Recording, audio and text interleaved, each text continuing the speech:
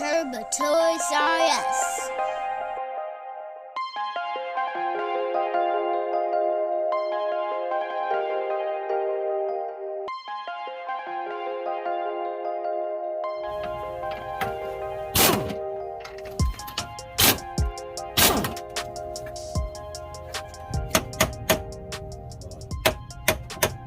Okay, to access our subframe bolts, I'll be removing the filter from the turbo, and the AC lines need to be moved as well to get access to those subframe bolts. And filter. Okay. My subframe bolts are under this AC line right here.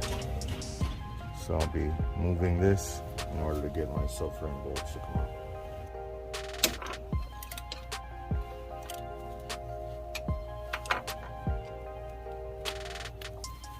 Foaming is to help shield the AC line from excessive heat coming from the turbo manifold.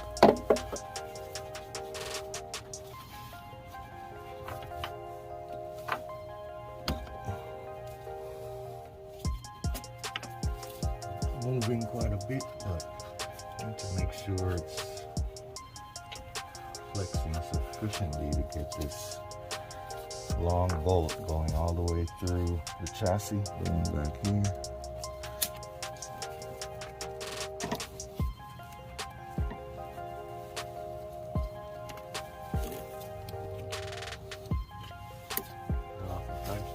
Yeah, because they didn't wrap the downpipe here, exhaust, with heat shield like I did, and they didn't have this turbo blanket, so they were trying to compensate as much as they could for the excess heat.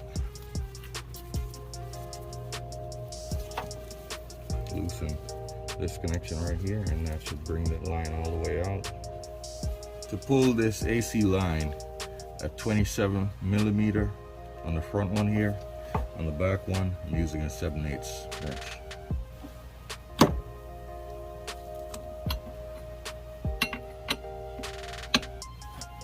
Lines are aluminum, so you don't want to bend them too much because you will damage them and they'll leak.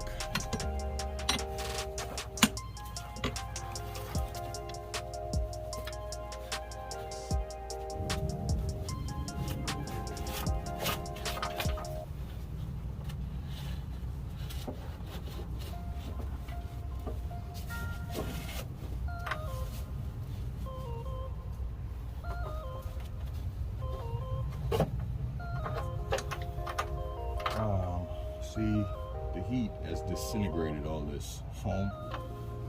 The shop paper towel, just to prevent any contaminants from entering the AC line.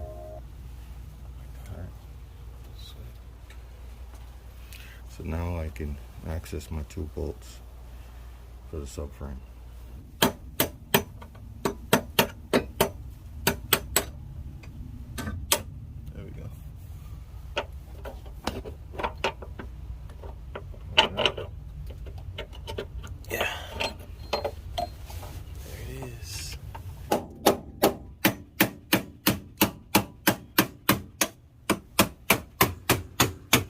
This.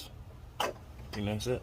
Alright, so these are the two spacers here that was combined to create the gap. Can you pull the bolt up? Alright, this is my punch that I use. And this is how it came out. These are hardened plastic pieces that they put together, drill them through like composite plastic. Okay, it's very hard stuff, but I'm gonna replace this 1.5.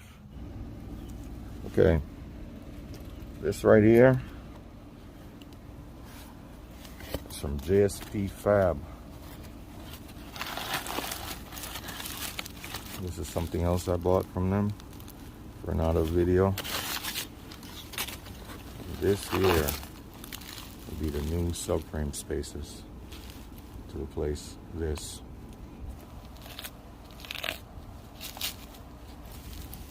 Sheesh. JSP, man. JSP, and they mark this side here as the outside.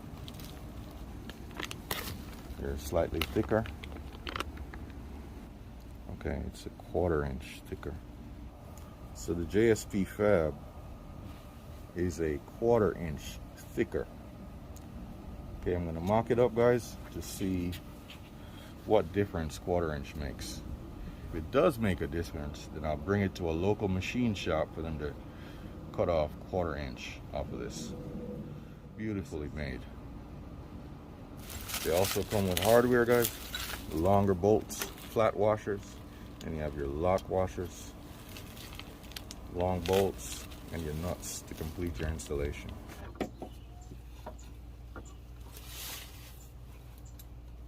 The flat washer on top.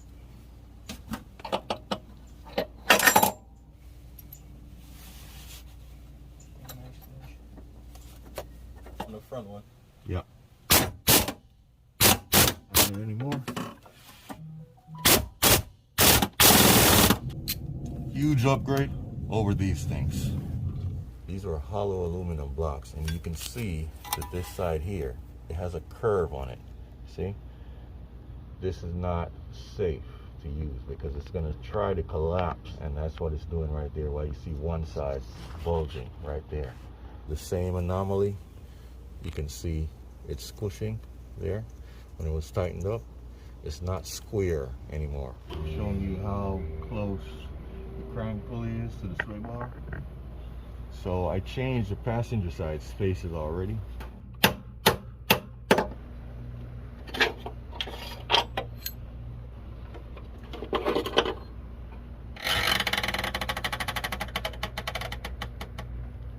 Out with the old guys.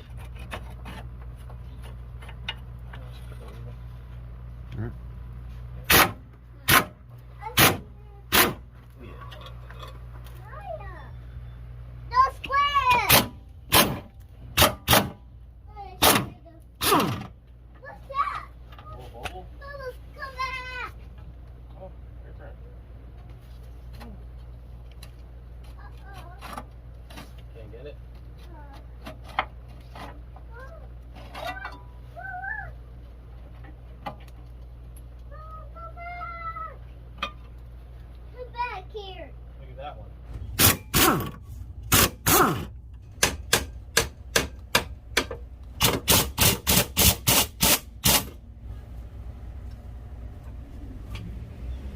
It's all loose. Look. We're gonna do some cleanup to our old sway bar assembly right here.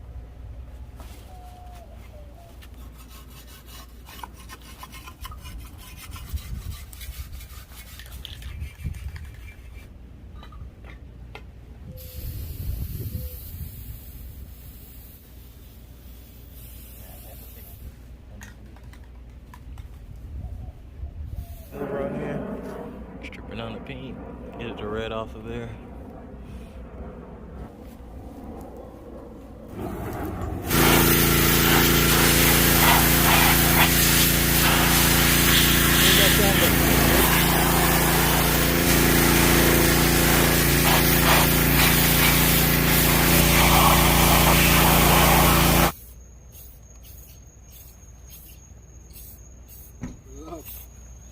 Little detail, boy. Listen to detail.